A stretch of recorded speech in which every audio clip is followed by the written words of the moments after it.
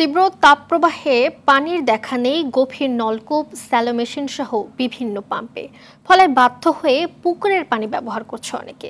তীব্র পানি সংকটে দূর দূরান্ত হতে পানি নিয়ে আসলেও অবর্ণনীয় দুর্ভোগে ঠাকুরগাঁও সদরের বাসিন্দারা। ঠাকুরগাঁও থেকে সোহেল পারভেজের তথ্য ছবিতে বিস্তারিত ইমরুল কায়সার রিপোর্টে। 1, 2, 3 ঢাকায় জমি জিতে নিন 100% ক্যাশব্যাক সহ 20 কোটি টাকার পুরস্কার। টিউবওয়েলের হ্যান্ডেল চেপে ক্লান্ত গ্রামের আবাল বৃদ্ধ বনিতা। দীর্ঘ সময়ের চাপাচাপিতে অবশেষে দেখা মিলছে মাটির গভীরে জমে থাকা পানির। গ্রাম জুড়ে প্রায় প্রতিটি বাড়িতেই চলছে তীব্র পানি সংকট।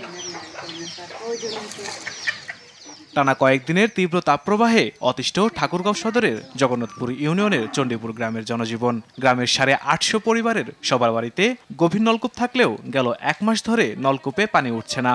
অনেক ঠাসাঠাসিতে যৎসামান্য পানি উঠলেও অপ্রতুল। ফলে তীব্র পানি সংকটে গ্রামের সাধারণ মানুষ। টিউবওয়েল, নলকূপ, তারপরে মোটর, সেলো মেশিন, এখান থেকে ঠিকমতো পানি পাচ্ছে না। দড়ি দুকাল হাই নষ্ট হচ্ছে একটু খালি জীবন বাঁচানির মতো। 10 বাড়ি ওই দিকে পানি আনতে হবে, পানি আনে আমাদের চলতে হয়েছে। পানির জন্য খুব কষ্ট করতেছে। এই অবস্থা শুধু চণ্ডীপুর গ্রামেই নয়, পার্শ্ববর্তী সিংড়া, খাগড়াবাড়ি, চকহলদি, চঙ্গাখাতা, দৌলতপুর, আরাচি, সালন্দর, কচুবাড়ি সহ নিমবাড়ি গ্রামে। স্থানীয়রা জানান, প্রচন্ড গরমের মধ্যে পানির অভাবে খাওয়া, গোছল, কাপড় ধোয়া, গবাদি পশুকে গোছল করাতে পারছেন না। গরু বাছুর পানি খাওয়াইতে না, নিজে খাইতে না, এখন রোদের তাপ বেশি। গাও গোসল দন জানা, গরু ছাগল দেখালে খাওয়ান জানা, খুব কষ্ট আছে। পানি সমস্যার কথা স্বীকার করে স্থানীয় ইউপি বলেন, পানি সংকটের কথা জনস্বাস্থ্য বিভাগকে জানানো হয়েছে। গ্রামে কোনো টিউবওয়েলে কোনো খাবার পানি উঠতেছে না। বিষয়টা আমরা জনস্বাস্থ্য অফিসে জানাইছিলাম, দেখি ওনারা কি এখন পদক্ষেপ নেয়। তীব্র তাপপ্রবাহে পানির স্তর নিচে নেমে যাচ্ছে।